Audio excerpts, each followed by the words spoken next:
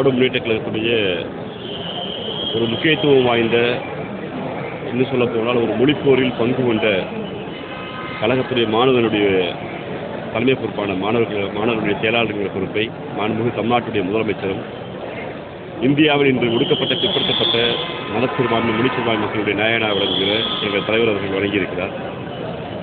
அவர்கள் எந்த நம்பிக்கையோடு இந்த பொறுப்பை வழங்கியிருக்கிறார்களோ அந்த நம்பிக்கையோடு நாங்கள் பொறுப்பேற்றிருக்கோம். எங்களோட மரியாதைக்குரிய மாநிலத்தில் திருச்சியாளர்கள் ஏற்கனவே இருந்தவங்களே இங்கே மீண்டும் அதே பொறுப்பு வந்திருக்காங்க.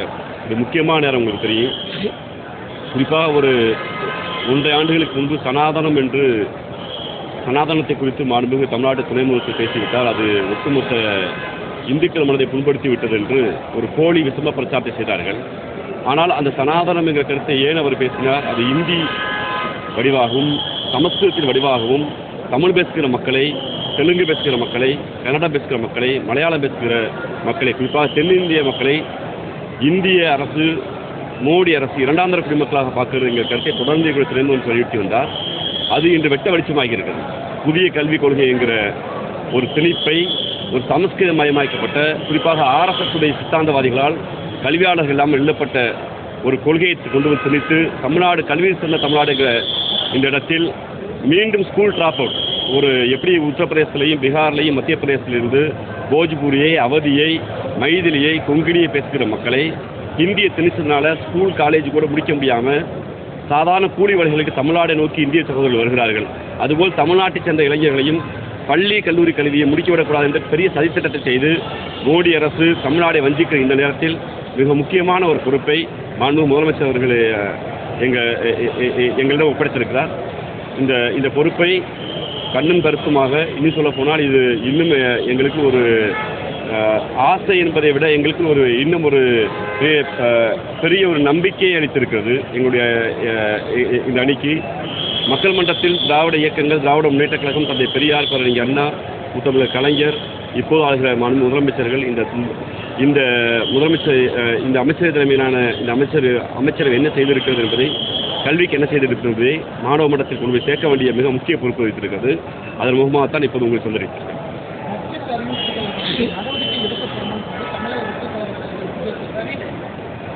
மரியாதைக்குரிய விஜய் அவர்களுடைய அறிவிப்பை நானும் பார்த்தேன். அதில் அன்பு சோலைகள் என்கிற கருத்தை நக்கல் ஐயாடி செஞ்சிருக்காரு. ஒரு 5 ஆண்டுகளுக்கு உங்களுக்கு தெரிஞ்சிருக்கு. விஜய் அவர்களுடைய தந்தையார் மரியாதைக்குரிய ஒரு சந்திரசேகர் அவர்கள் என் மகன் என்னை பராமரிக்கவில்லை என்று எல்லா மீடியாலையும் புலம்பிக்கின்றார். தன் தந்தையாலேயே தான் பராமரிக்கப்படவில்லை என்று இங்கு விமர்சிக்கப்பட்ட, வன்மத்தோடு திட்டு வாங்கியவர் தான் விஜய் அவர்கள். அவருக்கு உறுதியாக தமிழ்நாட்டுடைய தாய்மார்கள், தந்தையர்கள், மூதாதைகளுடைய அந்த குரல் தெரியாது. அவர் ஒரு அறிக்கையில் எழுதியிருக்கார். ஒட்டுமொத்தமாக ஒன்றிய அரசுடைய அந்த நிதிநிலை அறிக்கையில் மரியாதைக்கு நிர்மலா சீதாராமனுடைய தமிழர் விரோத போக்குனால கடந்த காலத்தில் கூட பாஜக ஆண்டபோது கூட பாஜகவுடைய தேசிய தலைவராக இருந்த எண்ணிலடங்காதோர், குறிப்பாக வெங்கையா நாயுடு போன்றவர்கள்லாம் தமிழ்நாட்டுடைய உரிமையை புரிந்து கொண்டவராக இருந்தார். தமிழ்நாட்டுடைய அதிமுக வந்தாலும் திமுக வந்தாலும் எந்த கருத்தை வலியுறுத்தினாலும் இங்கே தமிழ்நாட்டுடைய பிரதிநிதிகளாக டெல்லியிடம் சொல்லுகிற இடத்தில் இருந்தார்கள். ஆனால் இன்று தமிழ்நாட்டுடைய முகவரியாக இருக்கக்கூடிய நிர்மலா சீதாராமன் அவர்கள் தந்தை பெரியார் மீதும், பேரறிஞர் அண்ணா மீதும், கலைஞர் மீதும் ஒரு தீரா வன்மத்தோடு இருக்கார். குறிப்பாக திராவிட இயக்கத்தின் மீதும், குறிப்பாக திராவிடர்கள் மீதும் தீரா வன்மத்தோடு இருக்கார். அதனால் இவர் குறிப்பாக மோடியிடமும் RSSிடம் போய் தமிழ்நாட்டுக்கு எதுவும் செய்யக்கூடாது என்பது மிக உறுதியாக நிர்மலா சீதாராமன் இருக்கார். அவர் தயாரித்த இந்த பட்ஜெட்டில் தமிழ்நாடு என்கிற ஒரு வார்த்தை இல்லை.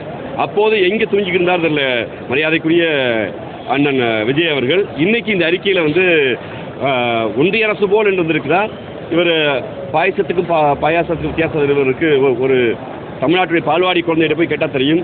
இங்கே பால்வாடிகளுக்கு மாண்புமிகு முதலமைச்சர் என்ன செய்திருக்கிறார், பள்ளிகளுக்கு என்ன செய்திருக்கிறார், இங்கே இருக்கக்கூடிய கல்லூரி மாணவர்களுக்கு என்ன செய்திருக்கிறார். அதனால்தான் இன்று காலை உணவு திட்டத்தை தமிழ்நாட்டுக்கு அனைத்து பள்ளிகளுக்கும் விரிவுபடுத்திருக்க இந்த நேரத்தில் மரியாதைக்குரிய விஜய் அவர்களுடைய விமர்சனம் என்பது அறிக்கை கொடுக்க வேண்டும்.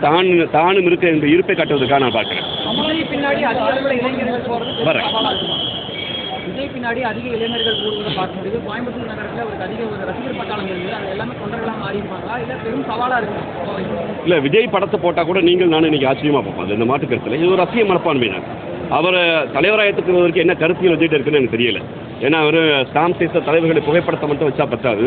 அந்த தலைவர்கள் பேசிய தத்துவம் என்ன, அந்த தலைவர்கள் விமர்சிக்கப்பட்ட போது என்ன என்ன எடுத்தார் உங்களுக்கு தெரியும்? சீமானவர்களால் தற்குறித்தனமாக, இன்னும் சொல்லப்போனால் ஒரு மன இறுக்கத்துக்கு உள்ளாகி சீமானவர்கள் தந்தை பெரியாரை மிக ஒருமையில் பேசிய போதெல்லாம் மௌனமாக வாய் மூடி அமைதியாக இருந்தது தான் நடிகர் விஜய் அவர்கள். தன்னுடைய தலைவர்கள் மீது ஒரு தாக்குதல் நடத்துகிற போது ஒரு அமைதியாக இருக்கிறவர் எப்படி தத்துவத்தினராக இருக்க முடியும்? பார்க்கிற இளந்தலைமுறையினர், மாணவ மாணவிகள், வளர்கிற இளைஞர்கள்லாம் விஜய் ஒரு நடிகராக ரசிப்பார்கள். ஆனால் அவர்களிடம் இந்த திராவிட முன்னேற்ற கழக மாணவர்கள் ஒன்று சொல்லிக்கொள்ள விரும்புகிறது. நடிகர் விஜய் இன்று உச்சம் தொட்டிருக்கிறார், எந்த மாற்று கருத்து இல்லை. நடிகர் விஜயை போல் ஒரு சாமானியன், போஜ்பூரி நடிகர், மைதிலி நடிகர், சாந்திலி நடிகர், ராஜஸ்தானி நடிகர், குஜராத்தி நடிகர், பெங்காலி நடிகர், இல்லை ஹிமாச்சல் பிரதேச நடிகர் யாராவது வந்திருக்காங்களான்னு பாருங்கள்.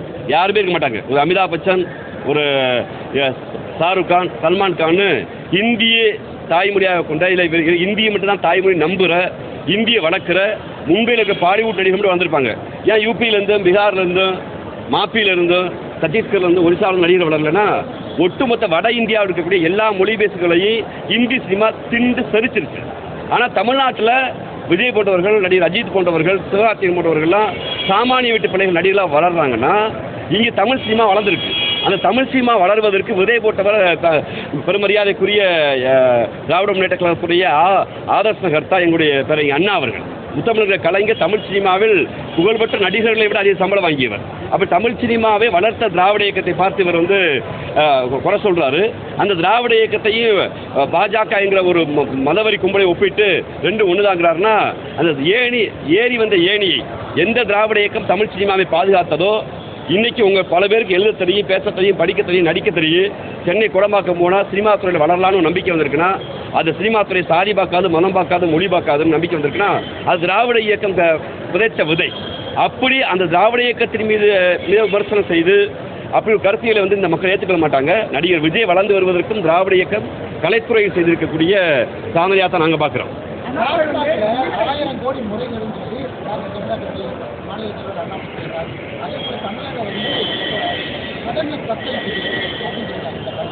இந்த 1000 கோடி ரூபான்னு ஒரு இதான் நேற்று இரவே அண்ணாமலை நேற்று மதியம் போட்டுட்டார்.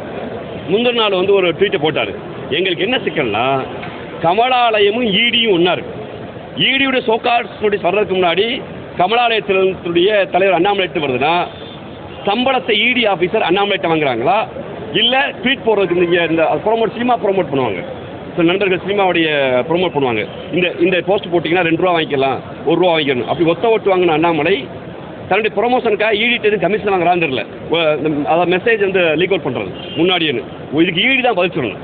மாண்புமிகு எங்களுடைய அமைச்சர், பொறுப்பு அமைச்சர் செந்தில் பாலாஜி அவர்கள் மிக தெளிவாக எந்த முறைக்கு நடக்கலை, சட்ட ரீதியாக எதிர்கொள்ளுன்னு சொல்லியிருக்காங்க. அண்ணாமலை போன்றவர்கள் ஈடிட்டு கமிஷன் வாங்குறதுக்கு, இல்லை ஈடி அதிகாரிகள் அண்ணாமலைகிட்ட ப்ரொமோஷன் வாங்குறதுக்கு நாங்கள் பதில் சொல்ல முடியாது.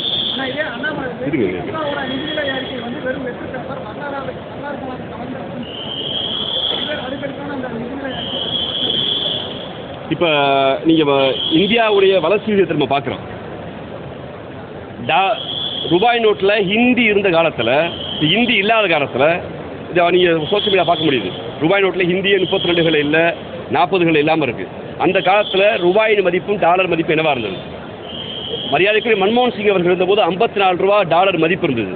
அப்போ காங்கிரஸ் பேரியக்கம் ஆண்டபோது இருந்தது. அப்போ பாஜக வச்சது டாலருடைய மதிப்பு 54 ரூபா ஆயிடுச்சு. அதனால் வேலையில்லா திண்டாட்டம், வறுமை, கல்வி ஒழிப்பு போன்ற அதாவது கல்வி முன்னேற்றம் அடையலை, டாலர் மதிப்பை நீங்கள் குறைக்கணும்னு சொல்லி பெரிய பிரச்சாரம் செஞ்சாங்க. இன்றைக்கி டாலருடைய மதிப்பு இந்த நொடி 88 ரூபாயா 90 ரூபாயும் தெரியல, 88 ரூபாய்க்கு மேலே இருக்குது. தினமும் 1 ரூபாய் ஏறுது. டாலர் மதிப்பு உயர்வதனால தங்கத்தின் மதிப்பு உயர்வுது. இந்த தங்கமும் டாலரும் உயர்வதனால வேலையில்லா திண்டாட்டம், வறுமை பிடித்த நாடுகள் பட்டியலில் இந்தியா இருக்குது. இது குறித்தெல்லாம் எந்த கவலை இல்லை. 2.5 லட்சம் கோடி ரூபா கடன் வாங்கி தமிழ்நாட்டுக்கு ஒத்த ரூபா கொடுக்காத தென்னிந்திய மாநிலங்களை வஞ்சிக்கிற மோடிட்ட போய் நான் வந்து இங்கே தமிழ்நாட்டு பிரதிநிதின்னு கேட்கறதுக்கு வக்க தெம்போ திராணி அண்ணாமலைக்கு இல்லை.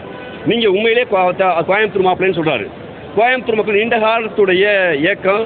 நீங்கள் சேலத்தில் வந்து கோயம்புத்தூர் ராணுவ கேரக்டர்னு அறிவிச்சாங்க நிர்மலா சீதாராமன். ஒத்த ரூபா இருக்குனாங்களா? நம்ம என்ன சொன்னாங்க? தென்னிந்தியாவுடைய மான்செஸ்டர் இன்னைக்கு பருத்தி தொழில் படுத்துருச்சு. இன்னைக்கு ஒட்டுமொத்தமாக திருப்பூர் டாலர் சிட்டி டல் சிட்டியாக மாறிடுச்சு. ஜிஎஸ்டின்னு கொண்டு வந்து சிறு குறு தொழில்களை டோட்டலாக முடக்கியாச்சு. நீங்கள் கோவையுடைய பெரிய கனவாக இருந்த மெட்ரோ ரயில் திட்டத்துக்கு இது வரைக்கும் ஒன்றிய ஒப்புதல் கொடுக்கல. கேட்டால் எங்களை போய் சொல்கிறாங்க, நாங்கள் நிலம் எடுப்பதுக்கு விமான நிலையத்துக்கு பணத்தை ஒதுக்கியாச்சு. ஆனால் விமான நிலையம் குறித்து அண்ணாமலையோ பாஜகவோ வாய் திறக்கல. அப்படி எல்லா தமிழர் விரோத தமிழ்நாட்டு விரோத செயலை செஞ்சுட்டு இன்னைக்கு வளர்ந்த மாநிலங்களில் தனி மனித வளர்ச்சி தமிழ்நாட்டை விட ஒட்டுமொத்த இந்தியாவில் குறைவாக தான் இருக்குது.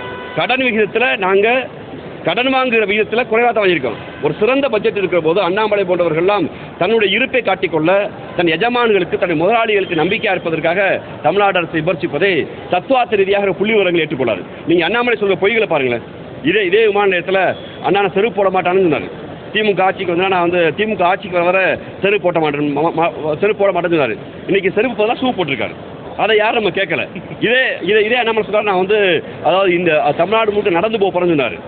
நீங்கள் அது குறித்து நம்ம யாரும் கேட்கல. அப்போ அண்ணாமலையுடைய பொய்கள்னே இங்கே வந்து புத்தகங்கள் வர ஆரம்பிச்சிருச்சு. இந்த பிரஸ் மீட் இருக்காரா, இப்போ ஒரு சவால், அடுத்த பிரஸ் மீட் ஒரு சவால். நம்ம எதிர்த்து கேள்வி கேட்க மாட்டேங்கிற நம்பிக்கையில் அண்ணாமலை தன்னுடைய தொண்டர்களை திருப்பிப்படுத்துவதற்காக தினந்தோறும் ஒரு அறிக்கை விட்டுக்கிருக்காரு. தினந்தோறும் இலக்கு ஒன்று வச்சுக்கிருக்காரு. அந்த இலக்கை தமிழ்நாட்டு மக்கள் ஏற்றுக்கொள்ள மாட்டாங்க. அமைச்சர்களோட பையனெல்லாம் வந்து வெளிநாட்டில் மும்மொழி தொடங்குறாங்க. அரசு பள்ளி மாணவர்கள் 2 மொழி தான் பழகணும் அப்படிங்கிறது எந்த விதத்தில் நியாயம் அப்படிங்கிறது 34 அமைச்சர்களோ 10 அமைச்சர்கள் பிள்ளைகளோட நீங்கள் வெளிநாடுன்னு சொல்லலாம் சொல்கிறேன். வெளிநாடு போனால் மும்மொழி படிச்சுட்டாங்க. அது எந்த மாட்டு கருத்து இல்லை. ஒருவேளை ரஷ்யா போனால் ரஷ்ய மொழி படிக்கலாம், சைனா போனால் மேண்ட்ரிங் மொழி படிக்கலாம், ஜப்பான் போனால் ஜப்பானிய மொழி படிக்கலாம். விருப்பப்பட்டு ஒரு அமைச்சர் இல்லை நீங்களும் உங்கள் வீட்டு பிள்ளையோ என் வீட்டு பிள்ளையோ படிப்பது வேறு. ஆனால் அரசுடைய சேவை நீங்கள் இங்கே கோயம்புத்தூர்லேருந்து சென்னைக்கு ஒரு ப்ரைவேட் பஸ்ஸில் போனீங்கன்னா அந்த பஸ்ஸில் டிவி இருக்கும், வாட்டர் பாட்டில் கொடுப்பாங்க. ஏன் டாய்லெட் ஃபெசிலிட்டி கூட வந்துடுச்சு. புஷ்பாக் சீட் இருக்கும், 2000 ரூபா சீட்டு போடுவாங்க, ஏசி இருக்குது. அதே இடத்துல ஒரு கவர்மெண்ட் பஸ்ஸில் ஜன்னல் உடஞ்சிருக்கிறான். அந்த இடத்துல வந்து உட்காந்து தான் போக முடியும். அவங்க ஒரு 180 ரூபா வாங்குவாங்க. 180 ரூபா வாங்குகிற அந்த இடத்துக்கு பயடி இது மாதிரி கொடுக்குன்னு சொல்கிறது இலக்காக இருக்கலாம். நீண்ட கால இலக்காக ஒரு வறுமை துவைந்த என்ன சொல்ல போனால் தமிழ்நாடு போன்ற மாநிலங்களில் நிதி கொடுக்காத ஒன்றிய அரசு நடத்துகிற போது ரூபாயோட மதிப்பு டாலர் ஒப்பிடும்போது இவ்வளவு கீழ்மட்டத்துக்கு போயிருக்கிற இந்த நாட்டில் இந்த வேலையில்லா திட்டங்களாக ஒட்டுமொத்தமாக தீர்ப்பதற்கு நாட்கள் ஆகலாம். ஆனால் ஒரு கனவு இருக்குல்ல, நீங்கள் வந்து ஒரு ப்ரைவேட் ட்ராவல்ஸை ஒப்பிட்டு அரசாங்க ட்ராவல்ஸ் இப்படி இருக்குங்க அப்படின்னு கேள்வி கேட்டிங்கன்னா அரசாங்கத்துக்கு சாமானிய மக்களுக்கு பஸ்ஸில் சென்னைக்கு போனது தான் நோக்கம். அதுக்கு 120 ரூபா தாங்க கொடுக்கறது சேவை. ஆனால் தனியொரு முதலாளிக்கு வந்து சேவை செய்கிற விருப்பம் இருக்காது. தனியொரு முதலாளி 2000 ரூபா கொடுத்து லாபம் சம்பாதிப்பார். அப்படி லாபம் சம்பாதிக்க தனியார் பள்ளிகளில் யார் வேணால் பிள்ளைகளை படிப்பாங்க. அரசுக்கு என்பது 90 விழுக்காடு பிள்ளைகளை படிக்க வைக்கிற சேவை. அந்த சேவையில் குறைபாடு இருந்தால் சொல்லுங்கள், சுட்டி காட்டுங்க. மாண்புமிகு முதலமைச்சர் இந்த அமைச்சரையும் பள்ளிக்கல்வித்துறையும் அதை சரி செய்யும். அது எந்த மாற்று கருத்து இல்லை. ஆனால் இந்த சேவையை தனியார் முதலாளி நீங்கள் அம்பானி வீட்டை ஒப்பிட்டு பக்கத்தில் இருக்க ஆட்டோ டிரைவர் வீட்டை ஒப்பிட்டு அம்பானி வீடு இப்படி இருக்கு, ஆட்டோ டிரைவர் வீடு இப்படின்னு நம்ம கேட்டோம்னா ஒரு தனி முதலாளி வளர்ந்திருப்பதற்கும் இன்னொரு தனி மனிதன் சார்ந்திருக்கும் ஒப்பிட முடியாது. அரசு என்பது சேவை செய்யுது. சாமானிய மக்களுக்கு எளிய மக்களுக்கு கல்வியை இலவசமாக அரசுடைய கொள்கை திட்டத்தின்படி 2 மொழியும் இந்த 3 மொழி படித்ததுனால நீங்கள் யாராவது ஒருத்தர் இங்கிருந்து உங்களுக்கோ எனக்கோ பீகார் கனவோ யூபி கனவோ இல்லை மாப்பி கனவோ என்னைக்காவது தமிழ்நாட்டு பிள்ளைகள் தமிழ்நாட்டில் நம்ம பெங்களூர் கனவு இருக்குது. ஏன் இன்னும் சொல்ல போனால் சென்னை கனவு கூட இருக்குது இல்லையா? நமக்கு மறுபடியும் போய் சிங்கப்பூர் கனவு, மலேசியா கனவு, லண்டன் கனவுலாம் நமக்கு இருக்குது. ஆஸ்திரேலியா போகிறோம், சவுதி போகிறோம், துபாய் போகிறோம். ஆனால் நமக்கு ஒருபோதும் பீகாருக்கோ யூபிக்கோ போக வேண்டிய தேவையில்லை. அப்படி தேவை ஏற்பட்டால் எப்படி பெருமரியாதைக்குரிய அண்ணாமலை அவர்கள் கரூர்லேருந்து கிளம்பி போய் கர்நாடகா போய் அப்பாயின்மெண்ட் ஆனதால 3 மாதத்தில் அங்கே இருக்கக்கூடிய கம்பல்சரி லிங்குவிஸ்டிக் ஆக்ட் படி அரசு பணியாளர் படி கன்னடம் கற்றுக்கிட்டாரோ அதுபோல் ஒருவேளை தமிழ்நாட்டு பிள்ளைகள் நாளைக்கு இந்தி பிரதேசமான பீகார் யூபிக்கு போனால் ஹிந்தி கற்றுவாங்க. அதுக்காக நான் போய் டீ கடையில் வேலை பார்க்குறதுக்கு பரோட்டா கடையில் வேலை பார்க்குறதுக்கு எனக்கு இந்தி இலக்கியத்தை இங்கே இருக்கக்கூடிய இந்தி இலக்கணம் கற்றுக்கிற அவசியம் இல்லை. இந்த ஊருக்கு வருகிற எந்த இந்தி பேச சகோதரர்களும் திருக்குறளையோ திருவாசகத்தையோ ஆத்திசூடியோ அவையாரை தெரிஞ்சுட்டு வரல, உழைக்க தெரிஞ்சால் வர்றாங்க. உழைக்க தெரிஞ்சவங்க போய் மொழியை கற்றுக்குவாங்க. அதை பற்றி அண்ணாமலை அவர்கள் கவலைப்பட அவசியம் இல்லை. கல்வி முக்கியம் தான். அந்த கல்வி தமிழ்நாடு சாதித்திருக்கிறேன். திட்டத்தில் வந்து கையெழுத்து போட்டாக்கா 2050 தருவோம் அப்படின்னு அது மிக போராட்டம் ஆர்ப்பாட்டங்கள்லாம் பண்ணாங்க. இதுதான் இந்தியாவுடைய லட்சணம், இந்தியாவுடைய இறையாண்மை லட்சணம். நாங்கள் வந்து இந்தியாவுடைய அரசியல் சட்டத்தின்படி ஆர்டிகல் 21 படி உச்சநீதிமன்ற உத்தரவின்படி அடிப்படை கல்விக்காக 2% செஸ் வரியை நீங்கள் நானும் கட்டுறோம். அது பிரித்து கொடுக்க வேண்டிய கடமை ஒன்றிய அரசுக்கு இருக்குது. ஆனால் நீ ஹிந்தி ஏற்றுக்கிட்டா, சமஸ்கிருதத்தை ஏற்றுக்கிட்டா, நாங்கள் சொல்கிற கல்வி பட்டியலை ஏற்றுக்கிட்டா தான் இதை கொடுப்பங்கிறது தான் மோடி அரசு தமிழ்நாட்டு மக்களை வஞ்சிப்பது என்பது எங்களுடைய மாண்புமிகு தமிழ்நாடுடைய முதலமைச்சர் அவர்கள் சொல்கிற அந்த கருத்துக்கு வலுச்சேர்க்கிற மாதிரி நடந்துக்கிட்டாங்க. நன்றி.